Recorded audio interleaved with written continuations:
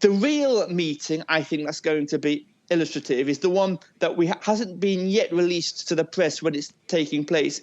It's said to be imminent, and that's between Wang Yi, the Chinese foreign minister, because obviously the Russians will want to celebrate their one-year anniversary as well.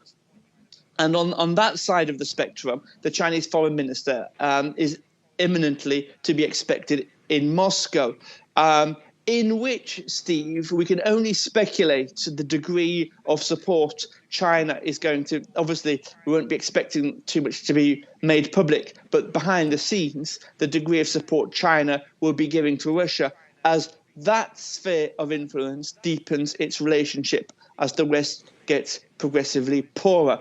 But we'll obviously be following that on the War Room when that takes place. Currently, Wang Yi is in Hungary. Yeah.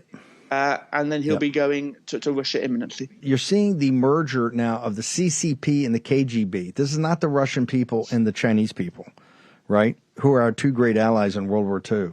The Russian people and the Chinese people are our allies. They took the brunt of the fascists and the Imperial Japanese in World War II. Their leaders have always been terrible. The Bolsheviks, the Soviets, worst gangsters around. Almost as bad, not quite as bad as the Nazis. Nazis were different, next level. But right now you're seeing a merger of two gangster organizations, the CCP and the KGB, FSB in Moscow. That's who's consolidating the Eurasian landmass. This is what President Trump fought. Once you have those two merged, the mullahs in the ayatollahs and mullahs in Persia, Iran, right? You got the House of Saud, the Saudis just waiting to cut big time deals with them and get off the dollar. You got Erdogan in Turkey.